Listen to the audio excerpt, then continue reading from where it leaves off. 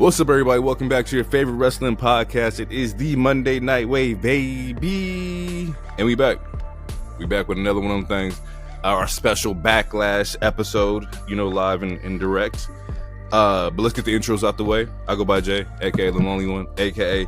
Podbreaker, Podson Reed, Podman Page, Podwell Jacob Friedman, because I pod better than you, and you know it. Mr. Respect the Jumper. 2 times, if I might add. 2 times, if I might add. But I wouldn't be nothing without my team, my co-hosts. The illustrious Mega Trios are back in the building as well. Mr. Oracle, would you please lead us off? It's your boy, the third Mike, the OTC, the other co-host, the truth sayer, the clairvoyant one, the foreseer of the Monday Night Wave. It is the Quentin Miller of the WWE Writing Room. That's right, ladies and gentlemen. It's your boy, DT. What's happening? He is an unpredictable soul. He is the Sultan of Pretty. He is the future fortune of Chances Allure. He is Leon Sweets, and I am him. And this is a very special episode, not only because it's Backlash, but it's because it's episode 69. So we're going to get a little sexier here. And this is the inaugural episode. I tried to skip over it. The Monday Night Wave, Slow Jams and Dedications. And I'm going to start off by reading one of these dedications from one of our fans. Dear Sharkeisha, come on home, girl. I didn't mean to throw that bowl of tapioca pudding at your grandma. It just slipped out of my hands. But I can't let you slip out of my hands, girl. I'm sorry. Love, Reggie. And like he said, the Triangle Mega Powers is back, and the powers are just so triangular. Some people call it a menage a trois. I call it Monday Night Wave. Oh, my God. Oh, Jesus, bro. I knew it. I tried to skip over it. Well, it's funny because I was going to start telling people what episode we're on in the beginning of the episode. Anyway, that way people know. So I guess why not start here? Episode 69, people. Welcome back. Welcome back to the Monday Night Wave for episode 69.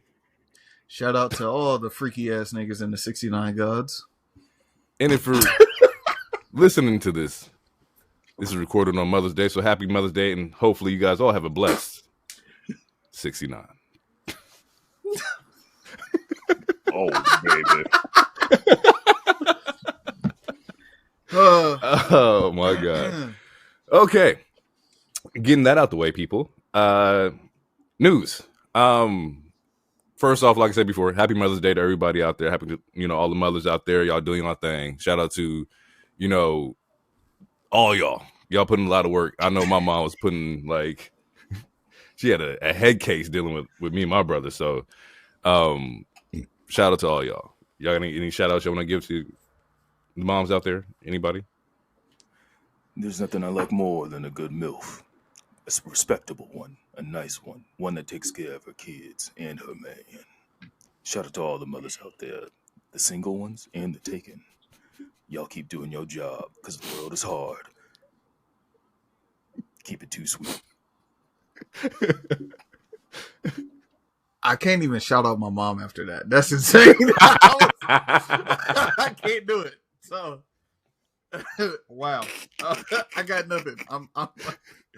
I can't, bro. That's insane. Yeah. Definitely insane. All right, new segment. Real quick. In non-light news, we want to send condolences and prayers to the family of Sabu. Rest in peace to Sabu. All right. ECW legend. Probably one of the few wrestlers when I started watching, I really started seeing something different, because when they came and did the whole ECW and WWE, and that man went over there was jumping off ropes, jumping off chairs, the king of extreme, and we used to do that shit outside and jump off the fences and shit. So Sabu was highly critical in my view of seeing wrestling in a different light. It wasn't just the standard WWE way, and then watching them do this whole extreme shit was as a 12-year-old kid, that was like phenomenal to me. I could see why you would shout your mom out if you was fucking jumping off the fences and in the porch and shit. Yeah. Yeah, especially yeah. Three boys, 4 boys, tripping. Yeah. Yeah. Y'all was doing too much. I wonder if I can tell the story. I think I can. We was moving out of like an apartment. So you move out, like you just it's completely empty, right? We used this moment to throw the biggest fucking Royal Rumble match in one of the rooms. We sat there and I'm talking beating the dog shit at each other. F5s, Samoan drops. We left a hole in the wall before we moved out. Ooh, she needed that security deposit. I know y'all got your ass beat. Line them up. Like we was in there just having a ball, and then that one thump, boom, and niggas start like trying to like piece it to the wall, and the shit's just falling. It's like you can't puzzle this wall back together, nigga. This shit it's GG's, bro. Yeah, we definitely did that, and it was all WD's fault. That whole "don't try this at home" thing, nah, we didn't listen to that at all. Now that we're far enough away from this, they got a statute of limitations. I can tell this story. I definitely lied to my mom about how I broke the bunk bed. I said that I was going up too fast on the ladder and sat down and it cracked. Well, that's not what happened. I definitely rock bottomed my little brother. And it snapped the frame.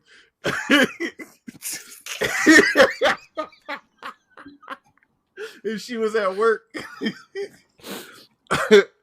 I was let me see, make sure I get the math right. 7, 11. Yeah. So I was 12 and my brother was 5. Damn. Lightweight. I'm tossing. Boom. Yeah. And it cracked. And yeah. Luckily I was able to convince my brother to shut the fuck up. I think that was the only time he ever not told on me. I had to I had to gaslight him and told him that he broke the bed. So yeah, and it was definitely me. Fuck. Yeah, we didn't listen. I didn't listen at all. Nah. I seen my cousin get powerbombed in my grandma's front yard, straight on like grass, bro. Like hard. You were watching somebody get the wind knocked out of him through a powerbomb is crazy. And we don't know shit about like, hey, tuck your chin or nothing like that. And nah, bro. That he left a crater in the dirt like he was Yamcha. And my older cousin looked at me like he wanted to go next. And I looked at him like, nigga, you out your damn mind. My mom would whoop your ass if I get powerbombed to this bitch. You about to do me like this, nigga. Fuck no. Oh, shit. So shout out to Sabu. And that walk down memory lane. Shout out to all the moms. For sure. Boys, shout out to all the moms. Boys that love the rough house. I can only imagine now. This is probably nuts. We saw that this week that Willow's contract's coming up. I don't think anybody here is expecting Willow to go anywhere. I think the reports also came back that she's likely probably going to sign back with AEW. This is the one that like a lot of the fans was like, Tony, I don't care how much you got to spend, give her the goddamn bag. She deserves it. She's fucking amazing. Mm-hmm. Especially if we giving Okada that much money. I'm saying Willow. Damn. We pocket watching? We pocket watching? I'm just saying how it is, man. I'm just saying how it is. All right. If Okada got a bag, give Willow the bag for sure. Also, shout out to E. E yesterday was shouting out the women and how like ageism and like in the industry and bigging them up.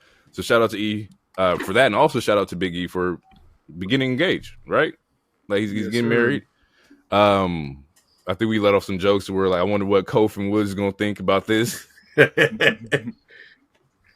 They better be But at the fucking wedding too. I want to see pictures for sure. but I want to for see sure. pictures though. Like, yeah, Oh, I you want get to see them it. together? Yeah, bro, I get it. Storyline, da da da. But like, I want to see them niggas up there, groomsman, best man. I want to see that. Keep kayfabe alive, baby. Don't post a single picture.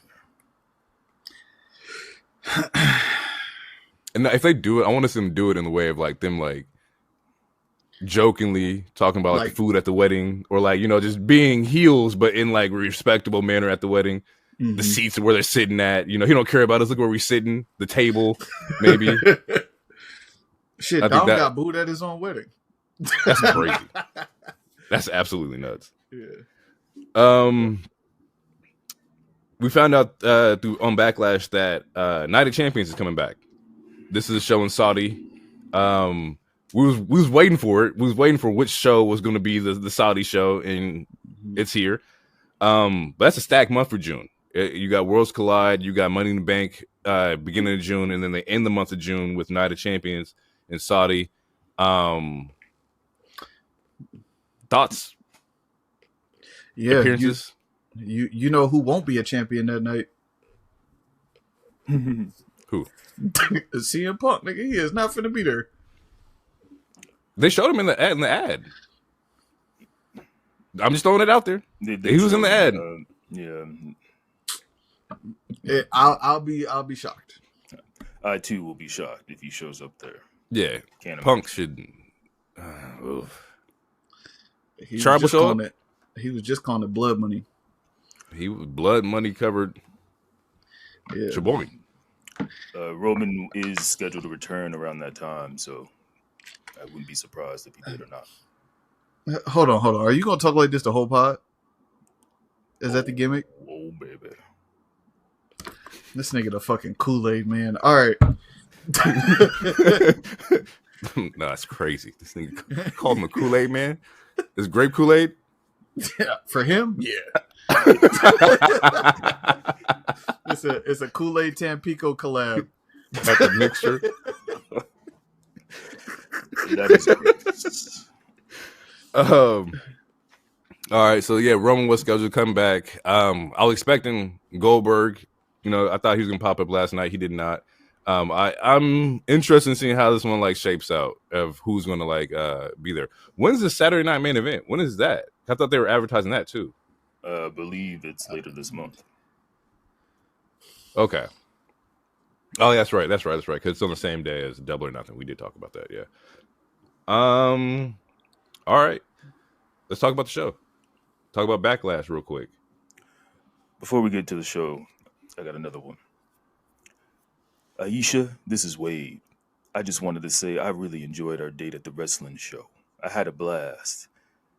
I have a hard time with words, but all I can say is, like LeBron James, you're a book I never want to finish. Hope to see you soon. Wade. We gotta get these like printed out and put on like Hallmark cards for like Valentine's Day. This can be like merch. Put that on a cup.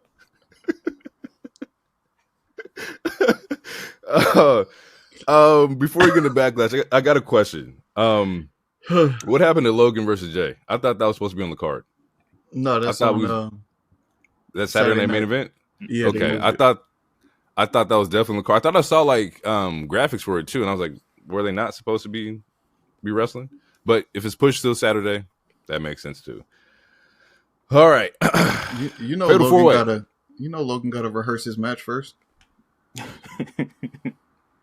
You need crazy. time, nigga.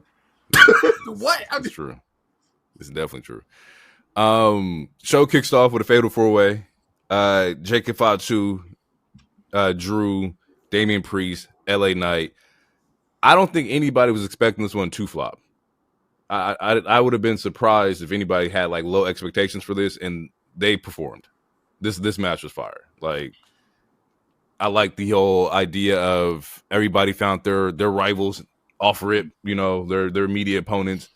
And kind of particularly stayed that way throughout the entire match. Everybody was kind of focused on who was coming after them rather than like, you know, switching between Jacob and Priest and whatnot. I will say this. Once again, somebody needs to arrest Wade for the yada that means. I can't do it. I can't. It kills me. I think I'm he hit convinced. this one better than the first one. Yeah, I'm It's- convinced. I'm convinced he went to Jacob and like asked him, "Hey, how do I say this?" And Jacob was like, "Ya da da mean, ya da da mean," and then he said, "Say it faster, ya da da mean." Say it faster, ya da da mean. And I guarantee you, that's how it went. They had a whole conversation about it. Also, this man Jacob Fatu no selling the belly to belly off the top rope was insane. But this nigga's a monster. That shit was so fucking hard. He didn't no sell it. He countered it into a swanton because the man has lore. This whole episode, I'm gonna figure out some way to break the voice. I'm gonna figure out some way to get this nigga to stop doing the voice. I don't know how I'm gonna do it. I don't know what I'm gonna do, but it's gonna be something. You still have all the power. Oh, mm-hmm. That's crazy. Yeah, noted. We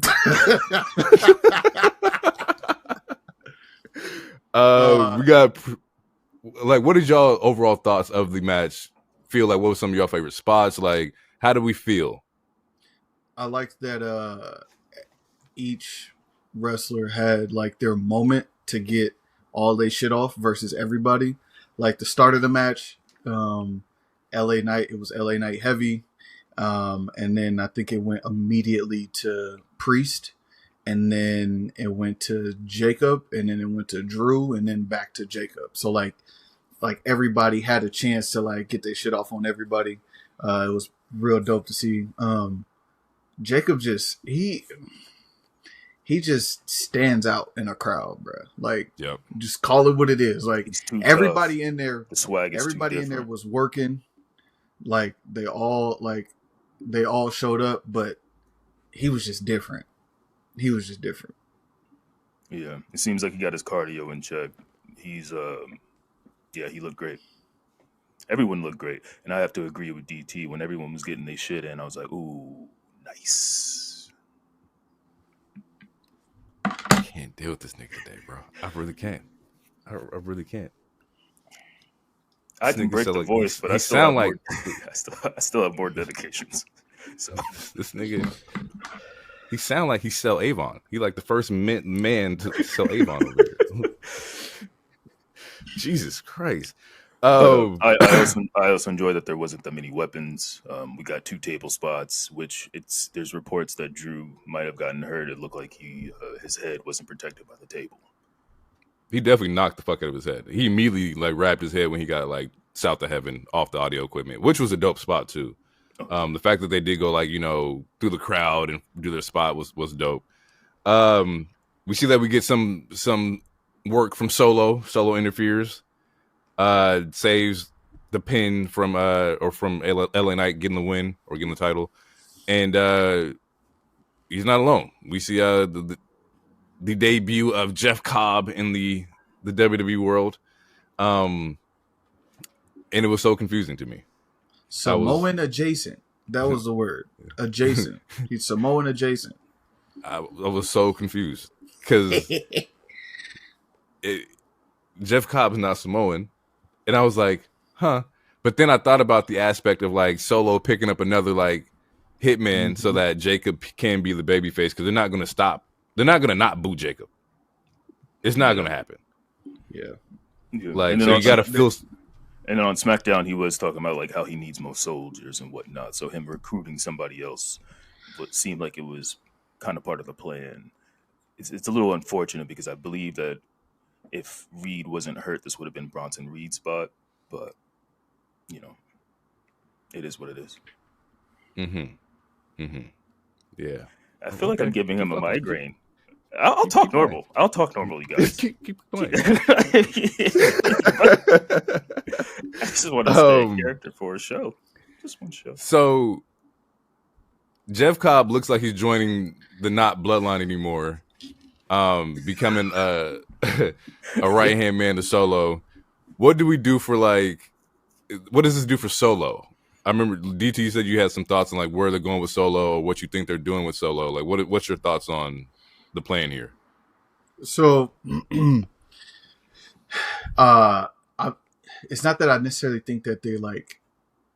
I don't. I don't know what the plans are, but what I will say is, this is their way of bringing Solo back up, because obviously we know he was the tribal chief for 8 months. He was doing his thing. He was rocking. He loses to Roman. Jacob. They tried to hold Jacob back as much as they could, and then it was just a wrap. He started talking. It was a wrap. So they had to figure out a way to keep the equity in Solo, and there was a lot of people, you included, myself, and like a lot of the people on the internet, especially like the Bloodline fans or whatever, the Fatu family, Anawai family fans. They were like, "Damn! So like, what does this mean for Solo? Like, would it like they just pushing Solo to the side after all of that work?" This is their way of allowing Solo's character to maintain stability in what he was, and show that he is still, in Solo's mind, the de facto leader of whatever this group is, since it's not technically the Bloodline at this point. Obviously, a couple weeks ago, Solo came out and said that if it wasn't for him, Jacob wouldn't have been the champion. He brought Tama Tonga, he brought Tonga Loa, he did da-da-da. Like, so he had that moment of trying to like remind the WWE universe that like he's the one pulling the strings. And obviously that was a moment for Jacob to be like, nah, I did this shit by myself. Well, we're now seeing the official power struggle between them, which we know is going to culminate in a match.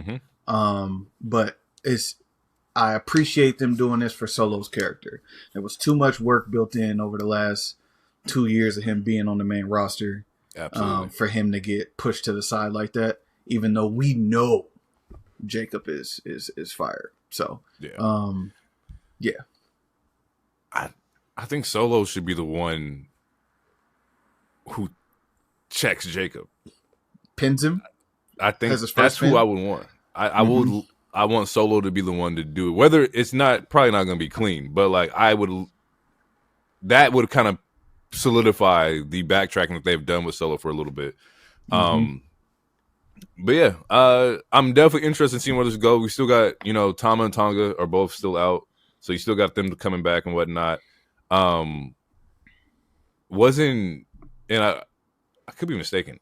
Wasn't Bronson also part of what they were doing over there? Only for the War Games. War Games. War Games. Yeah. So Only for the War Games. That's what I was saying. Is like, in theory, like that would have been a nice thread, a nice tie-in if it would have been Bronson that showed back up, because they did pair together in November.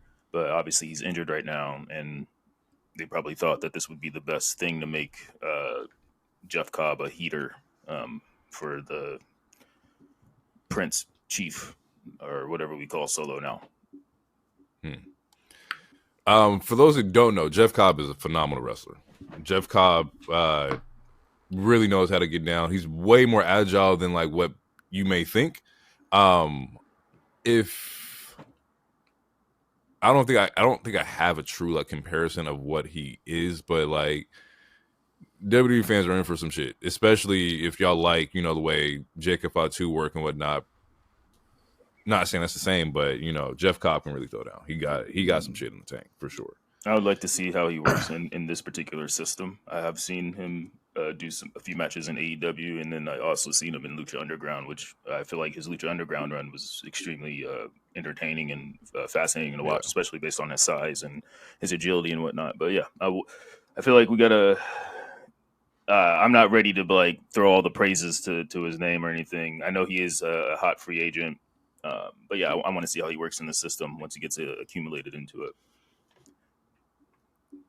Yeah, I think that's for sure. Next match was Becky versus Lyra for the IC. I thought this was a solid match. I thought this was fucking dope. There's one spot I didn't like, but we'll talk about that when we get there. But overall, like, Lyra got to get off some of her technical prowess. Like, there's a lot of moves that was in Lyra's bag that I did not know that she had in her bag. and I was really, really surprised by that. Becky was doing what she did as far as like selling the heel role. Some parts to me is like a little too much, like, and it's just her just being her. But overall, I thought this match was fucking fire. I have nothing like too crazy critical to say about it. Yeah, I thought the match was fire. Also, I said that I thought the match was going to be good from the get go. I didn't know it was going to be this long, but I'm glad that they got time. And by the end of it, like Lyra, I feel like she won the crowd over with not only her wrestling ability and showing off these different techniques, but just being able to hang with Becky for that long and being able to kick out of 3-man handle slams and all the other close 2-count spots that we got. I feel like it's taken its time. She's still going to be Bird Lady probably for another couple months, but I feel like the last month or so she's slowly been gathering the crowd. Like people are starting to do the woos to the song and shit. So yeah, I think she's starting to get over. And I was surprised with the winner. I'm not mad at it. Actually, I think it helps further the storyline, especially if Becky goes more crazy. It looked like Lyra got hit really hard at the end because she was holding her nose. So we might see her with the LeBron mask. Hopefully not. But I thought the match was solid. The ladies did their damn thing for sure. Yeah, she definitely I think she probably has like a broken nose. I think towards the end of their match, her shit was looking a little ka-chow, a little Owen Wilson-ness. Wow. But it was kind of crazy.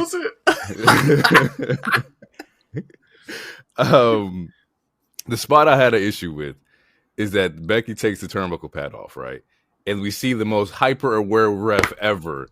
Fucking no, fuck that shit entirely. Well, that I ain't never shot at a ref, and I'm not gonna start today. But god damn it, man. No, nigga. You ain't never seen a ref go and get the pad, put the pad back on, and be distracted for the pin. Fuck out of here. Listen, we see refs being distracted for the pin, but I think the way that it played out was very purposeful. Because she drew her into the turnbuckle, but she didn't hit the actual metal when she hit the second one, thus giving Jessica now Jessica sees it, and then Becky was trying to then do the same spot in front of Jessica. She's like, "Nah, there's a fucking thing right there. Let me go fix this," and then it sets up the bullshit. But I think it was done very purposefully. That shit irritated the living shit out of me. Shout out to Ring IQ. Manner. I'm not like mad. Yeah. No. Ring IQ and common sense. You love to see it. No. She heard absolutely awful, yo. Tried to fix the turnbuckle, heard a bump, turned around, was like, "Oh, here, let me count. Let me do my job." Instead of there being a bump while you're like 10 feet away and you don't recognize that there's a bump. Nah. We ain't never seen that shit happen. Yeah, it's called being smart. I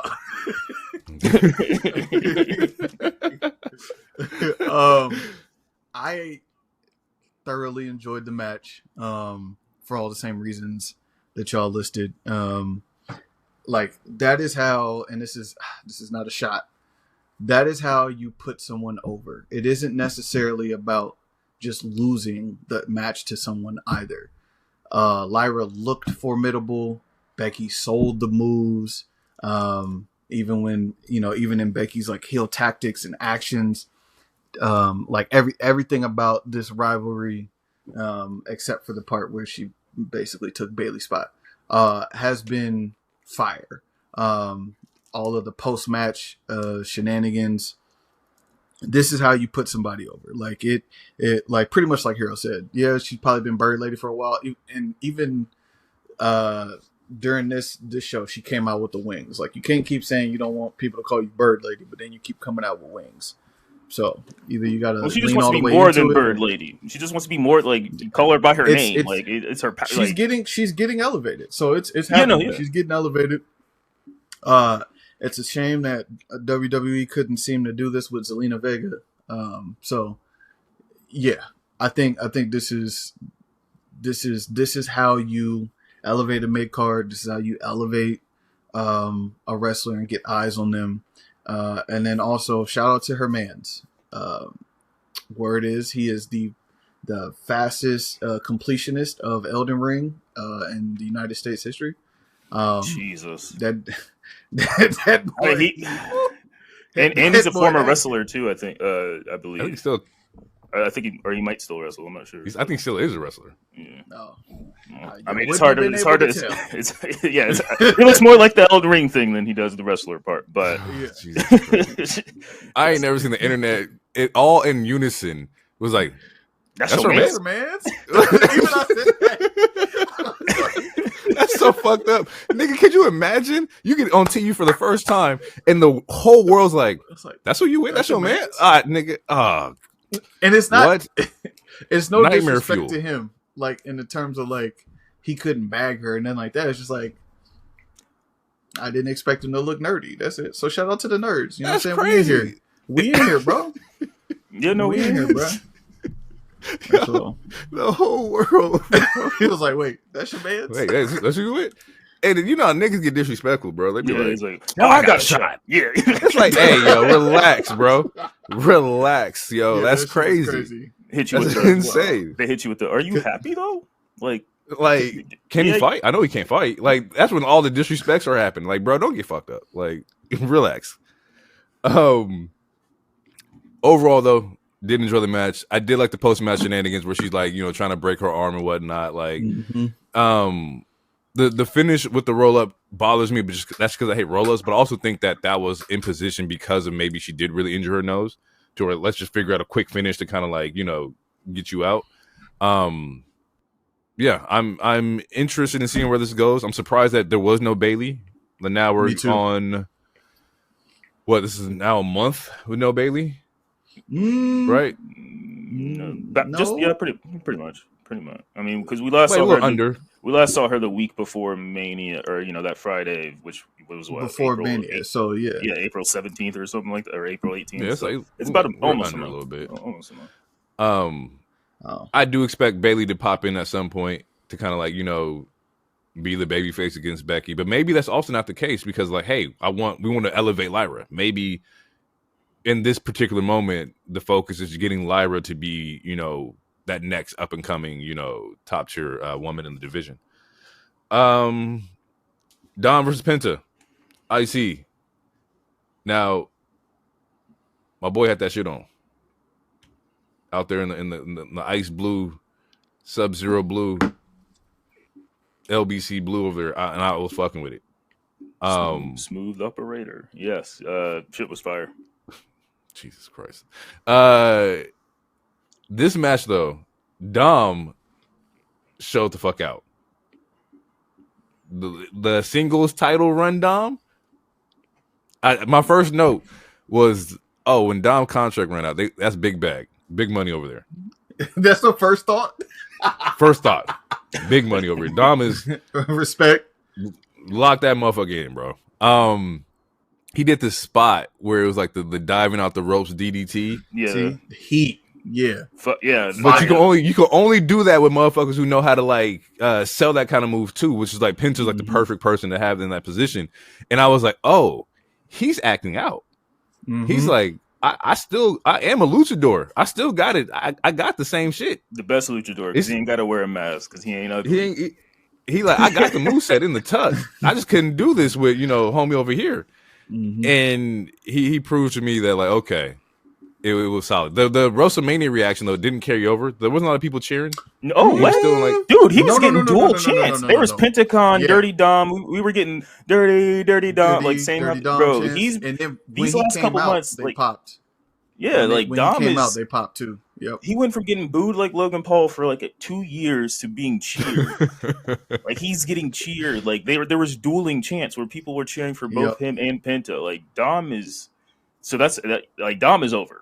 Like people like I feel like that's because of the growth. Like he's still a snobby cheating heel POS, but like I feel like for people who've been like even for casuals, but like for people who've been watching, like you've seen him grow. Like I remember seeing his first match until now, and I'm like there's nothing but respect for the young man. Like these single matches, he's been killing it.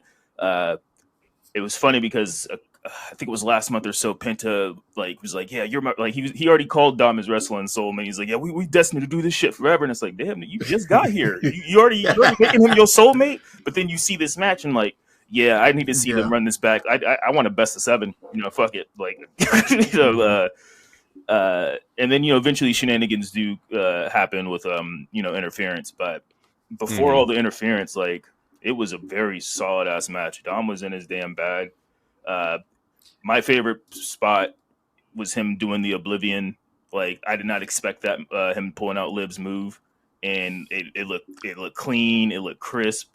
I saw someone tweet before we hopped on the pod. It was like, yeah, it's not often used. Usually the women pay homage to the men's moves. It's not often you see the opposite. So that makes that spot even cooler to me because they're right. It's not often you see the men like. I mean, you've seen Edge do like best finisher, but you don't see that shit often. So I thought that was also really just cool as hell. Yeah, I didn't think about that. Yeah. Shout out Juanita. You know what I'm saying? So you mentioned shenanigans. We see that Judgment Day comes out. We see Finn, Carlito, the usual JD. But then we see El Grande Americano come out and headbutts Penta. Put some respect on his name. He is the greatest luchador of all time. He originated the wrestling style.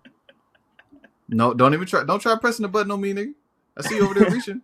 Yeah, I see you over there reaching. You gonna press the button on me, but you ain't gonna press it on Mr. Sexy Ass lottery voice over there. That's crazy. Leon Sweet. Nah. So yes, we see El Grande Cappuccino come out, and he headbutts Penta, which causes Penta to lose the match. I tied this with last month we seen that he did the same thing to Rey Fenix. Is there any like parallels here? Am I reaching that they're tying the stories together? I think I saw a report that they wanted to eventually get the brothers together. There's pretty soon. So there's also speculation to where, because there was already rumors that El Grande Americano was going to work Worlds Collide. So someone disrespectful. That is so disrespectful. Right, Jesus Christ, but bro. Hear me out. Like the speculation that I saw is that would be the show where we get a mask versus mask, like Penta versus El Grande, and then you finally get the reveal. Because at the end of the day, this whole let's say it is Chad. I don't think it's Chad, but let's say it was Chad Gable. I don't think it is either. I don't think it is either. I think he's his own human being. But let's say it was Chad Gable. This whole thing, this whole arc started by him losing to Penta, him going to Dom, but like, I need luchador advice. Dom gives him a card. Fast forward, we get a new luchador here. Like, there's a lot of story threads going on, and eventually, I think you're right. I think it is going to play to where at some point Ray is going to have to help, because Chad even name dropped Ray Phoenix, on the Raw, where he's like, "I'm glad your brother lost." So I think at some point, whether it's against Alpha Academy or whether it's against Judgment Day, I think Ray will get involved so that we get the Lucha Bros. But as of right now, Penta's momentum is crazy. He's again, I sound like a broken record, but he's one of the coolest motherfuckers out right now. He just the aura farming is ridiculous, as the kids might say. But it's top tier, man. I love it. I do like your threat. I think that does make sense. And it would be dope to do it, like, in hindsight, as much as it is fucked up. It would be dope to do it at the Worlds Collide event where, like, that is, like, the tie. However, if this motherfucker wins at World Collide, you will never hear the end of it from me. I almost played Smooth Operator on y'all niggas. Real quick, this is from Carlin. Dear Greg, I love you and I can't wait for you to come back home from space. Drilling a hole in an asteroid is pretty crazy. Don't get yourself killed. If someone has to sacrifice themselves, don't let it be your black ass. I will never understand why it's easier to teach oil drillers how to go into space than it is to teach astronauts how to drill. But like Saquon Barkley, I respect our office. Love, Carlin. Wow. Jesus. We're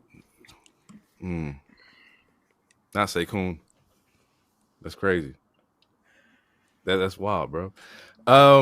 Speaking of wild, and just overlong matches and things I don't respect. Gunther versus Pat.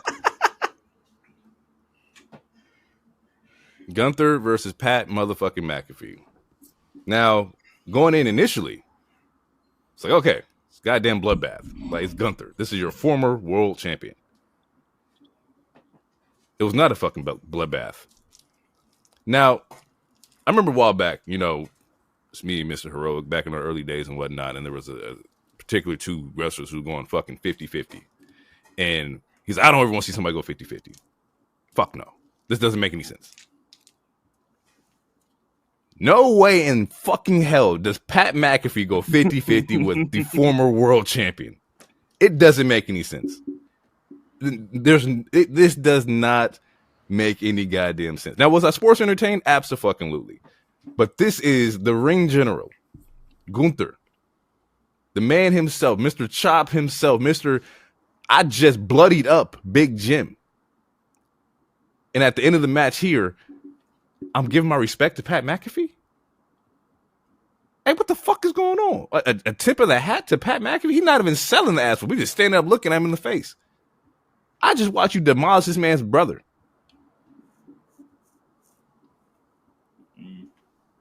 I'm watching Pat McAfee Hulk up 6 times in here. Yeah. He tried to springboard off the goddamn ropes, almost killed himself. The commentator is doing more work than Big Jim. What the fuck is going on here? Yeah, it was disappointing. From that standpoint, it was disappointing. I wish Gunther just would have chopped Pat McAfee into oblivion. Like, literally just put him in a corner and just chop him to hell. But I was surprised by Pat's athletic ability in the ring. I will say that. I will give him that. The endurance, like the way how long he was in the ring, I will give him that. He definitely threw better punches than Master P For in the sure. ring. So that was so that was good. And they Hero's probably gonna talk about it too, so I'm not gonna steal his thunder. But go go ahead. And No, I thought if Gunther would have tapped on the rear naked choke from Pat, now you're washing away It's getting egregious. 4 years of work, nigga. It's getting egregious, bro. This nigga, my head hurts. To me, my white wave man. Fuck, bro. We just like the history of Gunther, bro. We saw Sheamus, Drew, banger. Like, he's that fucking guy. We see him go on this crazy IC run with 500 plus days, and then loses to Sammy, who he had beat multiple times. Loses to Jay, where he had beat multiple times. He's not supposed to be doing this shit with Pat McAfee, bro. There's no fucking way. Yeah, the match went on way too long, and I would be okay with the match going long if Gunther was actually like playing with them. If this was like, oh, he can't take no more, like, and he's just like, nah, I'm kicking out of pins. I'm not letting him, like, I'm being the aggressor and controlling the situation. I'm cool with that. But this motherfucking Pat had sensu beans, nigga. This nigga was like, he could not die, bro. Well, okay, Michael Cole did try to sell. He did try to sell like all right, just end it. He tried to sell that shit like 7 different times before Michael Cole interrupted. But go ahead, Hero. All right, so I mean, yeah, I said my piece on what I thought this match should be or what I wanted it to be last week. I do agree that it went a little long, but overall, I was happy with the match. The reason why I'm okay with it going, I still think it could have got cut down a little shorter. But the reason why I'm okay with it being as long as it was, with Pat surviving as long as he did, was based off the Michael Cole selling. What Michael Cole was saying on commentary and how it played out to like he even like tried to help cheat essentially to win. Like all that was, I don't know. To me, that was phenomenal storytelling in the sense of like because you don't hear commentators be this passionate. I mean, usually when it's like a babyface like Cody beating Roman, like that's where you hear like the true passion. But like this is where you hear like or like true passion in the sense of where he's like, I'm telling you guys, I'm openly being biased. Like these are the reasons why I'm being biased. And the way he was cheering on Pat, I don't know. Overall it was a good match. It was long. I do think Gunther was playing with his food in the beginning, which I think that was part of the story because the people who did beat Gunther, like Michael Cole was saying, was like those were people that he looked past. Those were people that he took as jokes, and those are the people that end up beating him. So that gives you the little inkling that maybe Pat does have a chance. And then once we saw that rear naked chokehold, I was like, oh shit, they're about to do it. They're gonna do this. Luckily, thank God they didn't. But yeah, no, I would have did the ending a little differently. I don't think Pat should have got up. I don't think he should have got up as quick. I'm not mad with Gunther showing the little odd bit of respect. I also could have done without it, but I thought the match was good. I do like your mention of like Cole selling, right? So Cole was selling, and he was like the dramatic effect to it. And I think like the only reason why I have an issue with like Pat selling afterwards is that like he was selling so hard for Pat, and Pat's still standing, like still up strong. Now, had Pat been on the ground and whatnot, and you see Cole like you did it, like you lost, but I respect that you fought for me. It would have took the dramatic effect in a completely different like direction for me. But when he's like still standing, it's like, well, I guess it still works. Like, but I needed the oh damn, not bloody because Pat's not bleeding on like TV or whatnot, but just more so like damn, like come on, man, the shoulder around the ref shoulder, yeah, something like that, and that would have like took it to a whole different like place for me personally, especially when it's this dramatic like moment. And there was too many Hulk ups, like yeah, like the last one where he tried to break out of the hold. I'm like, we didn't need that, like because he already had like 3 before that. Yeah, and it's just like you guys are making Pat like look really strong, but and also I feel like I mean I said this last week also. It's like as much as I dislike Pat, he's as far as his matches go, he's never been bad in the ring. Like he takes it seriously. He trains, he conditions. Besides that minor slip, he was pretty good looking in the ring. Yeah, I thought he was on time. His yeah, I don't know. I think he did everything well, everything fine. Better than some people who've been wrestling a lot longer. So, but then again, he had a great dance partner as well because Gunther is that guy. So Gunther is definitely that guy. Mm-hmm. All right, main event: John Cena, Randy Orton, WWE Championship. Off rip, big pop for Randy. St. Louis, they not gonna hold out on Randy Orton. They did not. Mad love for Randy. Also, Cena's entrance was dope. I like the nod to the St. Louis Rams colorway, like the little Cena in his sports history. I kind of respect that. My first initial thought was that it's still kind of cool to see ruthless aggression era wrestlers still go, right? These dudes came out 03, 04, and now we're 2025 and they're still in the ring today. This is where shit gets a little interesting because this match started off really slow. The pacing was a little off. It was a little ground and pound, old school wrestling, which is fine. And I didn't expect a lot coming out of them as far as like bumps and whatnot. And then we start rapid firing off finishers. We see multiple AAs, the RKOs. And don't get it twisted. Randy has some fire like RKO counters in this match. The one where Cena's come off the ropes was fucking dope. The AA RKO was fucking fire. Like, there's definitely moments where the shit looks fucking was hard. But yeah, it turned into a lot of like spot fest. How did y'all feel about Cena in his impression of Randy Orton? I thought it was funny. The whole punt kick, the whole. I thought it was funny. I was sports entertained by it. His punt kick did not look athletic, bro. That shit was awful. Like he was struggling. Oh man. We see that Cena goes in early for like the heel tactics. He tries to bring the belt in the ring and whatnot. gets hit by another RKO at that point, and then we get referee bumps. Actually, matter of fact, then we get 2 referee bumps in this match. Shenanigans happen pretty early, and from here, what's our thoughts? You know, what are we thinking? What are we hoping for? What's going on in the heads? I'm just hoping no Travis Scott. And I wasn't that entertained by the match. I didn't really like the match. I didn't. It was great to see them two work together. That was cool. It's cool to see the Spot Fest. The most entertaining part of the whole match was Randy, RKO, and pretty much every WWE official in the company. He's going, Nick Aldis another 50 grand.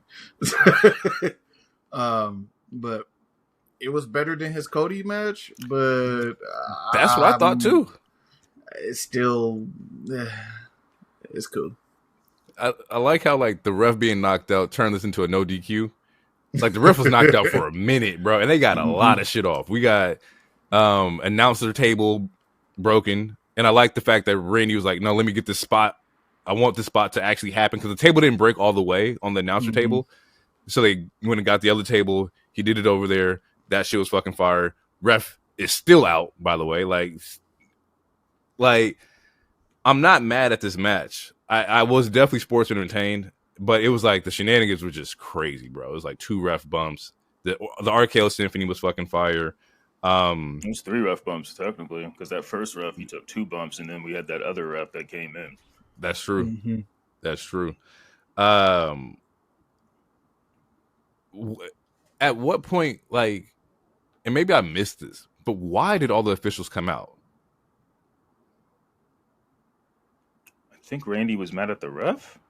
Not being alive, and everybody comes out. Like, that's what I thought. I thought I missed something, but I was like, "Oh, the ref is down." And now I see Aldis in the ring, and then like Noble and Helms and everybody else is in the ring. I'm like, "What the fuck is going on here?" And it made for a dope spot. I think that was like what they wanted, was him to just fucking let everybody have it. Yeah. And then we see Randy sets up for one last moment or one last move, or another RKO, and R-Truth shows up. Now I know there was Easter egg with this when Jim was talking to Truth, I think last week, where he was like, "Hey man, stop egging him on. Like, watch out, leave him alone." So it makes sense why Truth was there, but they was like, y'all looking for Travis. We ain't got Travis. We got Timu Travis. Go ahead, Truth. We're not doing that to R-Truth. Here, I need you to jump in. Don't let this nigga get that. I mean, I'm just joking. I'm just met Tupac. He did me at Tupac.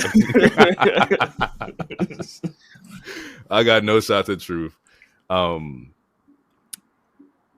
Did we like the ending of Truth being involved? Is like, did it make sense? Was it at this point just like, goddamn, get the match over with? Like, I think anything with Truth in it makes sense, because he doesn't make sense. Yeah, he's like the Deadpool of the WWE universe. Yep. But I think it makes sense if you, for the people who also watch the post show, where Cena, he gets interrupted by Truth, who's still obviously delusional, and then Cena gives him an AA in the post conference.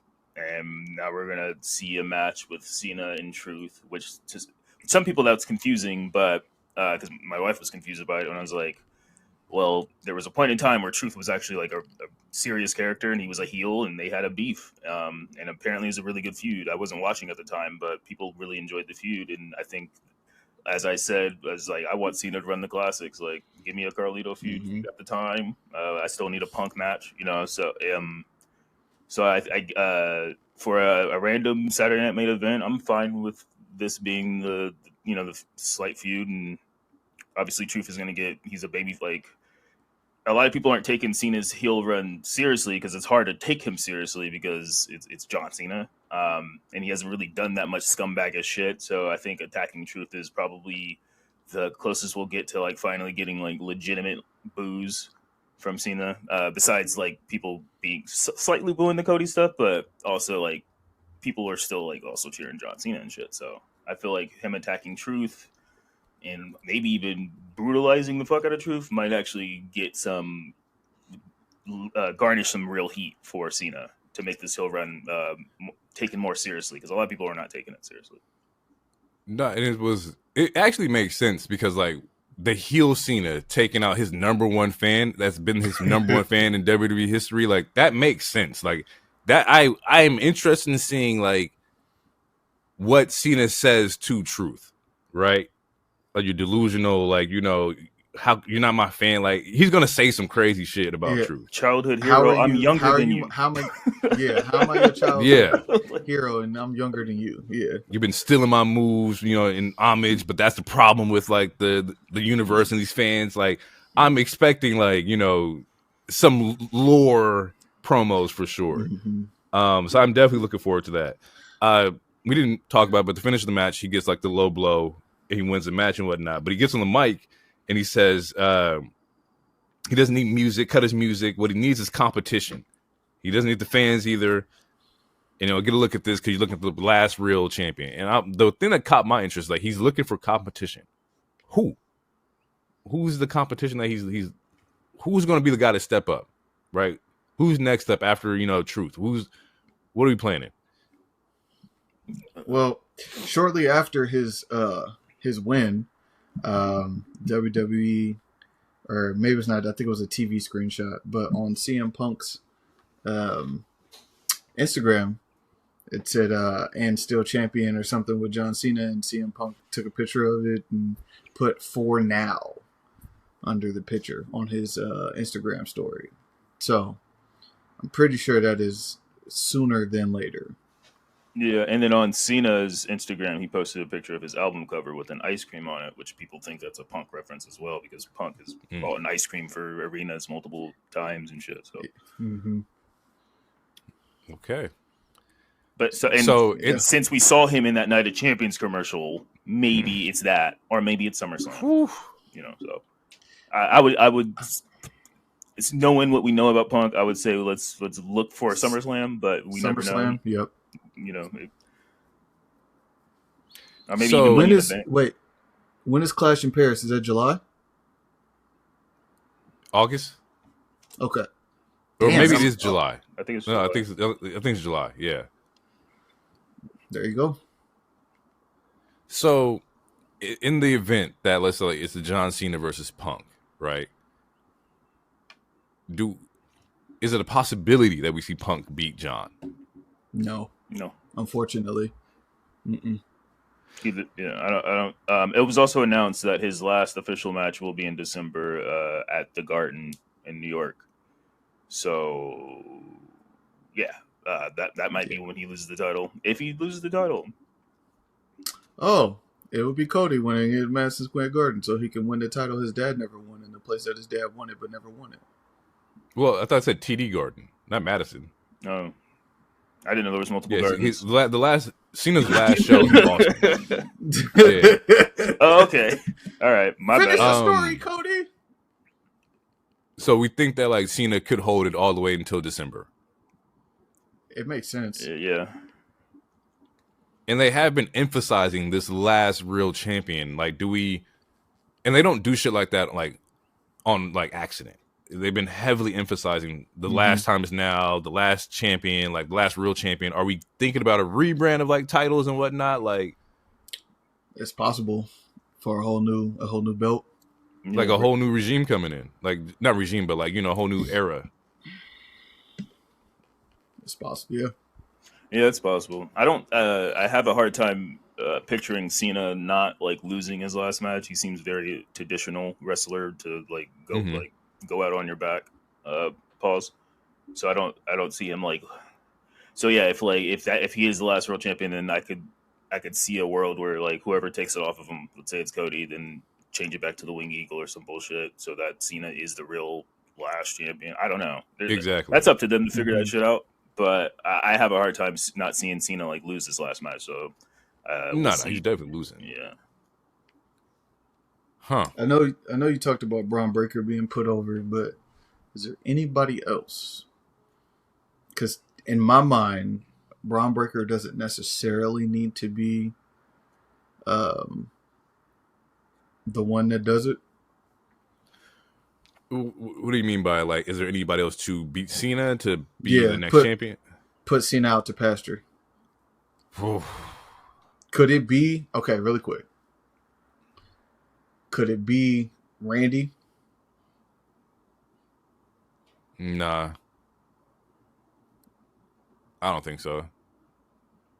Randy gets 15, and then he keeps the legend killer. I know he just lost, but there's nothing to heat that back up. Yeah, they could. Yeah, they could always run it back. I think it's possible. It seems Roman? like it's going to be Cody. Nah, Roman is going to be probably somewhere between after SummerSlam and Survivor Series. And I only say that because, like, we already know that Roman's, like, contract's coming up. We don't know if he's gonna, like, he's probably gonna resign at some point. But what I mean is that, like, what does that next contract look like for Roman? You know, like 2 years, $50 million. He gonna do 2 years, 50 million, 6 dates. he gonna do NFL running back numbers. And I only say that because, you know, like, the criticism during Cody's run was that, like, you know, the belt didn't feel as good as it did with Roman and whatnot. So clearly, you know that, like, Roman is the needle mover. Like, you know that when he has the belt and he's in the world title picture, shit starts popping off, right? Don't say that. You might offend some people. I'm respectfully. I don't want to offend anybody, but it's just like, you know, that's you know, that's when shit's pop. That's when everybody's paying attention. And nope, never mind. Take that back. I was like, oh, maybe you should do the rematch, but then, like, you're not running Cody and Roman again. Like, not anytime soon. Nah, Jacob could take it off of him by that time. If you're gonna put the belt on Roman, Jacob could take it off him by that time. Solo. If you thought Cody's or Sammy, was... like Sammy, we've been talking about Sammy, like, you know, getting his spot in the sun. Damn. Yeah. Sorry. No, big ass fire truck. You probably heard it twice, yeah. Sammy is on Raw. Sammy's probably gonna get that belt soon. I would think he's probably gonna get the World Heavyweight Championship belt soon. We'll find out. Money in the Bank is coming up. He's my Rumble winner. Yeah. I know it's still early, but right now I think it's going to be Sammy. I think that's how he eventually gets the title. I think he might get it before them. I mean, that'd be dope. Yeah, I think he's gonna get it before then. So either he turns on Jay or Jay gives him, like, you know, a little friendly, you know what I'm saying? A little friendly one-timer. Same way Cody did Kevin. Yeah. Plus, you know, Seth is still doing Seth shenanigans. We don't know if this is, like, they're going to add a member. We don't know if it's going to be them three. We don't know anything about Seth's motivation other than trying to save the WWE right now. So, and that's a story I'm very interested in seeing how it plays out. The Seth Riders? Seth Riders. Jesus Christ. All right. We got anything else we want to say before we get out of here? We got to rate it. Oh, yeah. Yeah, we got to rate it. Yeah, we do rate it. Out of 5. DT. 3. I'll do a 3.8. Yeah, 3. It wasn't bad. There wasn't no matches I was like, damn, why are we fucking watching this shit? But a 3, it's solid. It was definitely serviceable. I was definitely sports entertained for sure. Yeah, let's just look forward to the next one, which is Money in the Bank. Or no, main event, Saturday night main event. Saturday night main event. / double or nothing. Yeah, / double or nothing. Yeah. That's gonna be a fucking crazy goddamn episode. Yeah. You're gonna be hurt in that episode. Oh, for sure. For sure. Yeah. All right, we're gonna get out of here. Real quick. Dear Mom and Dad. The last. Oh shit. The sea life has been great thus far. Being on this stripping boat has been a life-changing experience. My boss is great. He's really nice. but he's also one of the dumbest some bitches I ever met. He says life is like a box of chocolate and you never know what you're gonna get, but I keep telling him just turn the damn box around. Open the box. The paper's inside. You can see what chocolate is which. Anyway, love, Chester.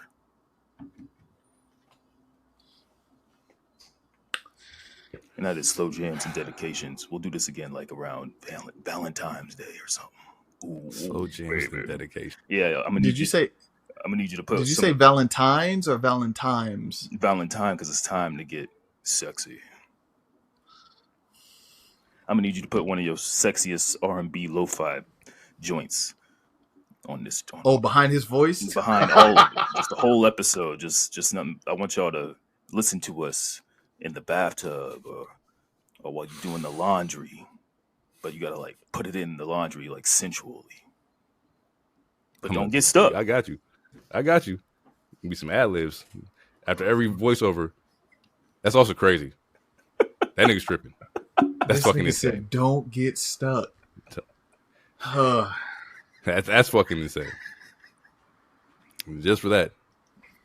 Anytime a nigga does his little voiceovers, little messages, I'm throwing a little swerve, and just have it echo out. Thank you guys for listening to the show. Please like and Jesus subscribe. write a comments in Spotify. Hit us on Blue Sky. Hit us on Instagram. The Monday Night Wave. Yep, we're getting out of here, people. Thank y'all once again for tuning in. Episode 69 of the building. Episode 69. Burn. And Oh, baby. Oh, Jesus Christ. the Hills Have Eyes 6 is going right now. Okay. Shout out to Westside. But yeah, we're getting out of here. Thank y'all for tuning in. We'll catch you guys in the next one. It's been real. Peace out. Too sweet. Baby. Too sweet. Believe in the wave.